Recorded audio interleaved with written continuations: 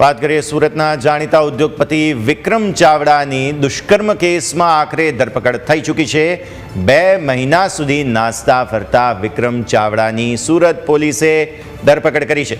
ગોવાથી સુરત પરત ફરતી વખતે વિક્રમ ચાવડાને દબોચી લેવામાં આવ્યો હતો। દુકાનમાં કામ કરતી સગીરા સાથે વિક્રમ ચાવડાએ દુષ્કર્મ આચર્યું હતું। ત્યારે વિક્રમ ચાવડા ગુજરાતમાં ઇલેક્ટ્રોનિક્સના 17 જેટલા શોરૂમમાં ભાગીદારી ધરાવે છે। અનેક ફ્રેન્ચાઇઝી અને માલિકી પણ ધરાવે છે।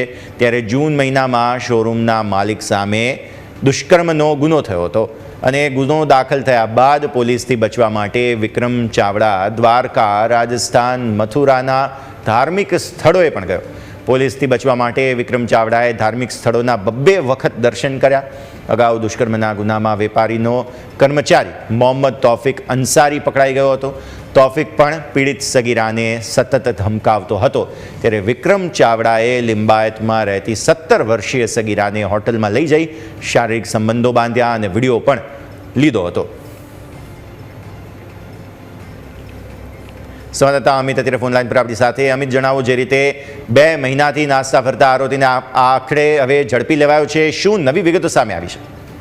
હજી ચોક્કસથી સમગ્ર મામલાની વાત કરીએ તો 2 મહિના પહેલા કાપોદ્રા પોલીસ સ્ટેશનમાં જે ઇલેક્ટ્રોનિક્સની દુકાન ધરાવતા વિક્રમ ચાવડા સામે એક સગીરાએ દુષ્કર્મની ફરિયાદ નોંધાવી હતી। સગીરાએ પોતાની ફરિયાદમાં ઉલ્લેખ કર્યો હતો કે આ વિક્રમ ચાવડા દ્વારા તેને એક હોટલમાં લઈ જવાઈ હતી અને ત્યારબાદ શારીરિક સંબંધ બાંધવામાં આવ્યો હતો અને તેનો વિડીયો પણ મોબાઈલમાં ઉતારી લેવામાં આવ્યો હતો અને વિડીયો ઉતાર્યા બાદ તેને સતત બ્લેકમેલ કરાતી હતી અને દુકાનમાં જ કામ કરતો અને આજે વિક્રમ ચાવડાનો એક સાગરીત છે તે પણ તેને ધમકાવતો હતો અને સમગ્ર મામલે અગાઉ જે તે કાપોદ્રા પોલીસ દ્વારા આજે જે તૌફિક નામનો જે સાગરીત હતો તેની ધરપકડ કરી હતી। વિક્રમ છે તે પોલીસથી બચવા અલગ અલગ સ્થળો પર ભાગતો હતો।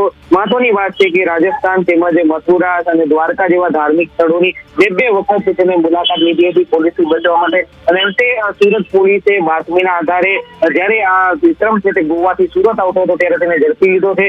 મહત્વની વાત છે કે ગોવા જે વિક્રમ છે તે ગુજરાતમાં ખૂબ મોટું નામ ધરાવે છે ઇલેક્ટ્રોનિક્સને આજે 17 કરતા વધારે શોરૂમમાં તેની ભાગીદારી છે અને સોશિયલ મીડિયામાં પણ ખૂબ તે જાહેરાતો કરતો હોવાનું પણ સામે આવ્યું છે। હાલ દુકાનમાં જ કામ કરતી સગીરાને ભોગ બનાવી હોવાને લઈ તેની ધરપકડ થઈ છે। બિલકુલ, ખૂબ ખૂબ આભાર અમિત આપનો અમારા સાથે જોડાવા માટે।